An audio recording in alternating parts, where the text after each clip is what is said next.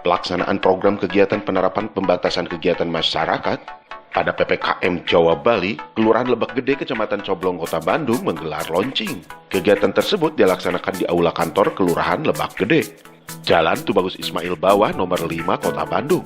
Acara tersebut dihadiri Muspika di Kecamatan Coblong, serta unsur lembaga LKK, yakni LPM, Karang Taruna, PKK, beserta forum RW dan unsur masyarakat. Acara tersebut juga melaksanakan pembatasan kehadiran, disertai dengan menerapkan prosedur kesehatan melalui fasilitas pengecekan suhu tubuh, hand sanitizer, masker, serta menjaga jarak.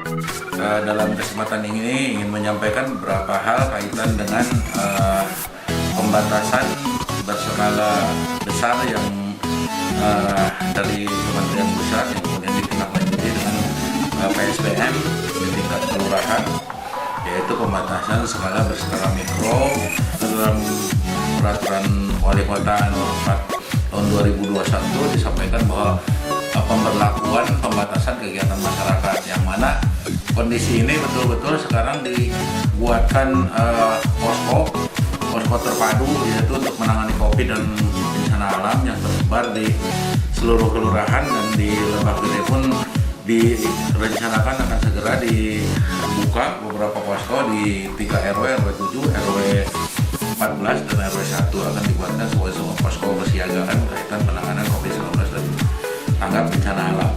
Kegiatannya diantaranya akan melakukan beberapa kegiatan yang berstandar yang sudah diterapkan oleh pemerintah Kota Bandung, diantaranya kegiatan-kegiatan pencegahan, yaitu mengadakan penyemprotan per minggu sebanyak 4 kali penyemprotan di lokasi-lokasi yang mana merupakan fasilitas umum, diantaranya masjid, juga beberapa tempat-tempat kantor-kantor RW, sarana ibadah lainnya, dan memang fasilitas masyarakat lainnya.